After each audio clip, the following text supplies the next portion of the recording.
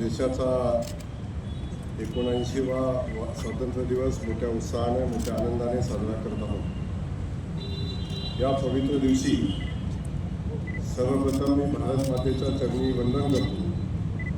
तसेच या ऐतिहासिक प्रसंगी आज येथे ध्वजारोहण समारंभास उपस्थित असलेले सर्व स्वातंत्र्य सैनिक, ज्येष्ठ नागरिक, लोकप्रतिनिधी, पदाधिकारी, अधिकारी, कर्मचारी, विद्यार्थी, पालक आणि बंधू भगिनींना स्वातंत्र्य दिनाच्या मनपूर्वक शुभेच्छा देतो। अनेक थोर क्रांतिकारक, स्वातंत्र्य सेनानी आणि स्वतंत्र भारताचे स्वप्न साकार करण्यासाठी खूप मोठा लढा दिला आहे। तर अनेकांनी आपल्या प्राणांची आहुती दिलेली आहे।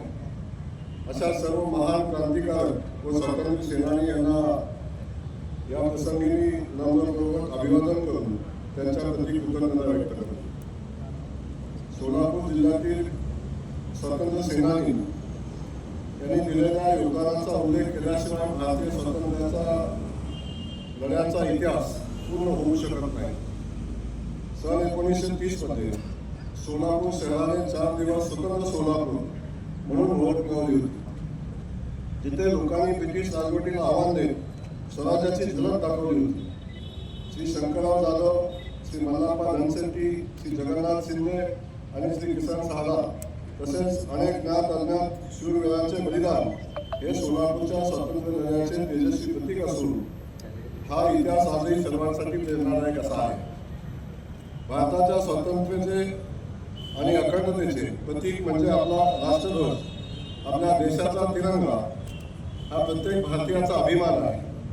त्याबद्दल प्रत्येकाच्या मनात आदर असणे स्वाभाविक आहे।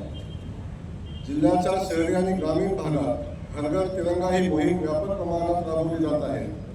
यातून राष्ट्रभावना जागृत ठेवण्यासाठीचे कार्य केले जात आहे।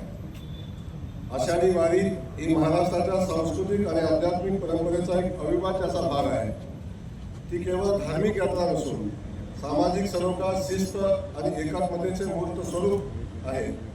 या महत्त्वपूर्ण वारीचे यशस्वी आयोजन हे श्रद्धाळूंच्या सहभागाबरोबरच शासन आणि प्रशासनाच्या सुसूत्र आणि सजग नियोजनावरही अवलंबून असते। चालू वर्षाच्या आषाढी वारीमध्ये सहभागी होणाऱ्या आज स्वातंत्र्य दिन 15 ऑगस्ट 1947 साली हा देश स्वतंत्र झाला। या देशाला स्वातंत्र्य मिळवण्यासाठी अनेक जातीचे, अनेक धर्माचे लोक धारातीर्थी पडले। त्यांनी इंग्रजांशी लढा दिला आणि खऱ्या अर्थाने हा देश आपला स्वतंत्र झाला।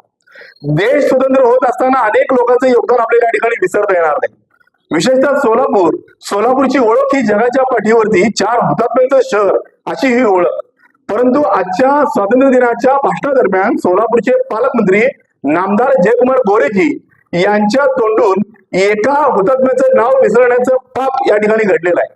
कुर्बान हुसेन हे असं हुतात्म्याचं ते नाव आहे आणि कुर्बान हुसेनांबद्दल मी अधिकच बोलणं या ठिकाणी उचित राहणार नाही। ज्या पद्धतीनं सोलापूर देशाच्या स्वातंत्र्यापूर्वी सोलापूर स्वतंत्र झालं, त्या 4 हुतात्म्यांपैकी एक म्हणजे कुर्बान हुसेन, आणि कुर्बान हुसेनांचं नाव जयकुमार गोरेजी विसरतात। हे अतिशय निंदनीय आहे, अतिशय निषेधार्ह आहे। मला मगाशीच एका वृत्तवाहिनीवर बघायला मिळालं, समाज माध्यमातून बघायला मिळालं, आणि पत्रकारांनी त्यांना प्रश्न विचारला जयकुमार गोरेजींना की तुम्ही एक नाव विसरलं, तर ते म्हणतायत एवढा काय मोठा विषय नाही। म्हणजे हे सांगायला सुद्धा त्यांना खेद वाटत नाही। म्हणजे हा नुसता कुर्बान हुसेनांचा अपमान नाही, तर हा अपमान सोलापूरकरांचा अपमान आहे। ज्या पद्धतीनं सोलापूरच्या पालकमंत्रीची धुरा तुम्ही स्वीकारली, ती काय फक्त राजकारण करण्यासाठी स्वीकारली?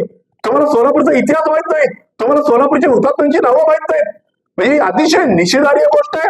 जाणीवपूर्वक या देशातल्या अल्पसंख्याक समाजाला टार्गेट करण्याचं पाप सत्ताधाऱ्यांकडनं होतंय, आणि याचीच प्रचिती पुन्हा एकदा आज सोलापूरमध्ये आलेली आहे। आपल्या चॅनलच्या माध्यमातून एवढंच आवाहन करतो सोलापूरच्या पालकमंत्र्यांना, जयकुमार गोरेजींना, आपण समस्त सोलापूरकरांची या ठिकाणी माफी मागितली पाहिजे। अन्यथा महाराष्ट्र प्रदेश काँग्रेस कमिटीच्या वतीनं सगळ्यात मोठं आंदोलन आम्ही त्यांच्यासमोर उभा करू आणि निश्चितपणे त्यांना माफी मागायला आम्ही भाग पाडू।